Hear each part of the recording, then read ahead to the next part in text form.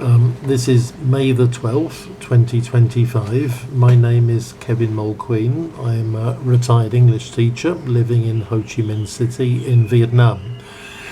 What I'm going to do now is I'm going to complete my Hardy tetralogy.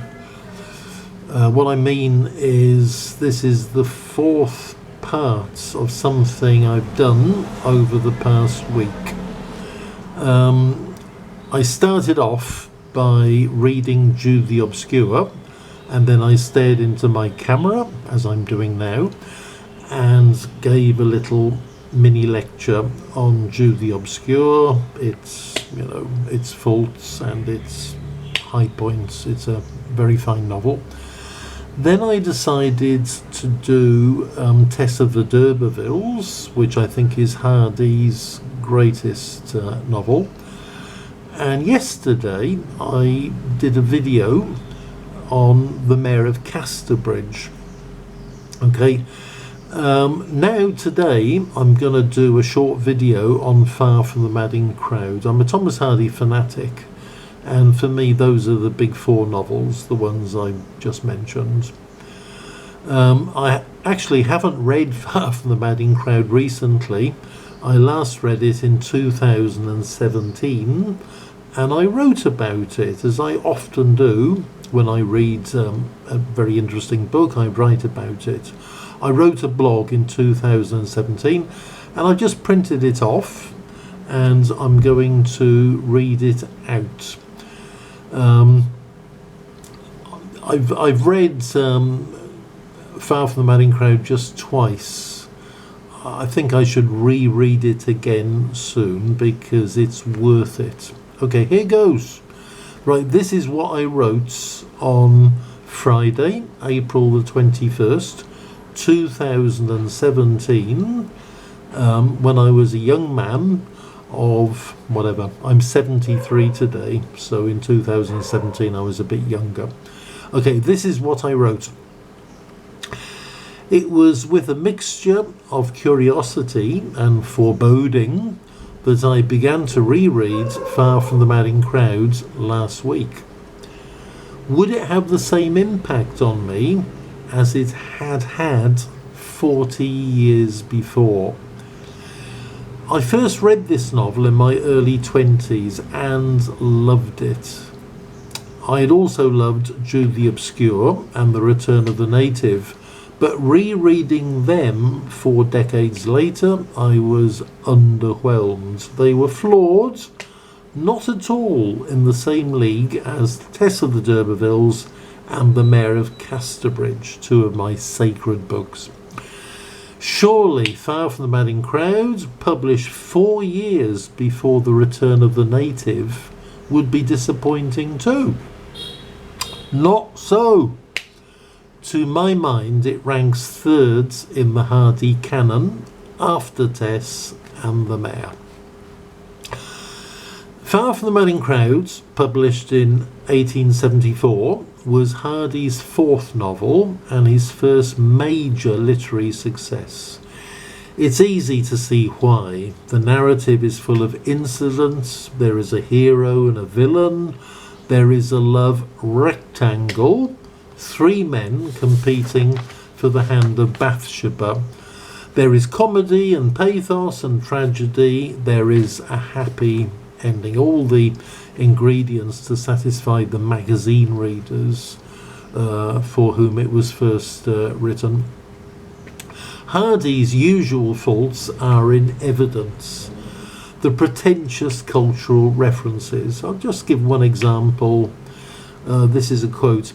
Yellow leaves now sparkling and varnished by the raindrops to the brightness of similar effects in the landscapes of Roysdale and Hobbema. Ooh. The whimsy, rambling conversations between rustic characters, and the melodrama, Fanny Robin going to the wrong church, Sergeant Troy being rescued at sea, Sergeant Troy's reappearance as Dick Turpin. All these are faults, the usual faults. However, these are minor flaws in a novel of great richness and vitality. Reading it for the second time was a wonderful experience. I was carried along by the strong plot and once again moved by the love-struck farmer Boldwood. The narrative after Fanny Robin's return is particularly strong, culminating in the tragedy of Boldwood and the happy ending, both melodramatic but not overly so. Hardy's writing, as usual, is uneven. Some sentences are opaque and unwieldy, but there are lovely passages too. Right, here is the opening sentence of the novel. I'm quoting it. When Farmer Oak smiles, the corners of his mouth spread till they were within an unimportant distance of his ears. His eyes were reduced to chinks, and diverging wrinkles appeared around them, extending upon his countenance like the rays in a rudimentary sketch of the rising sun. Lovely opening sentence. And better still is this. This is the description of the gurgoyle. He calls it a gurgoyle. Normally it's a gargoyle that desecrates Fanny Robin's grave.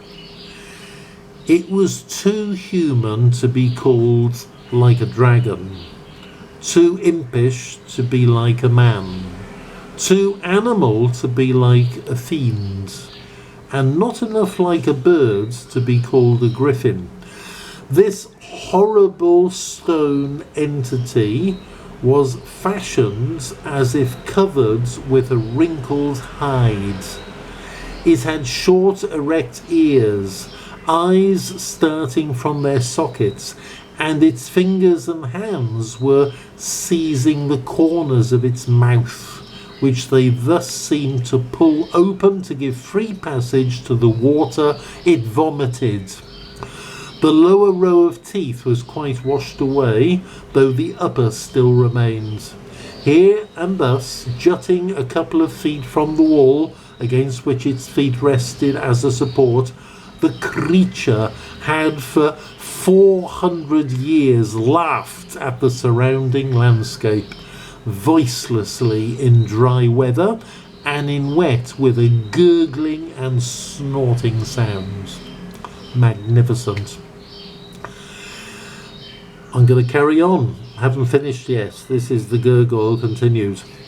The persistent torrent from the gurgoyle's jaws directed all its vengeance into the grave.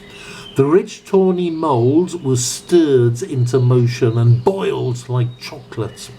The water accumulated and washed deeper down, and the roar of the pool thus formed spread into the night as the head and chief, among other noises of the kind created by the deluging rain. The flowers, so carefully planted by Fanny's repentant lover, began to move and writhe in their beds. The winter violets turned slowly upside down and became a mere mat of mud.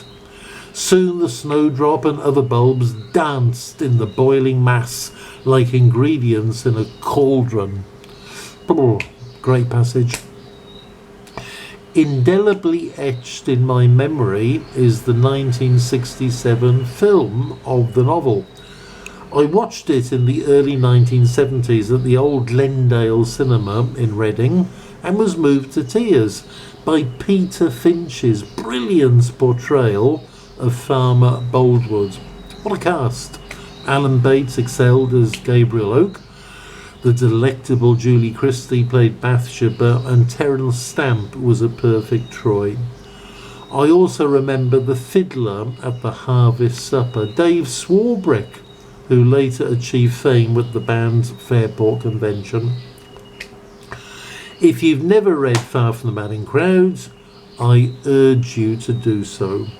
Okay, after that, read The Mayor of Casterbridge, and finally, his best novel, Tess of the D'Urbervilles.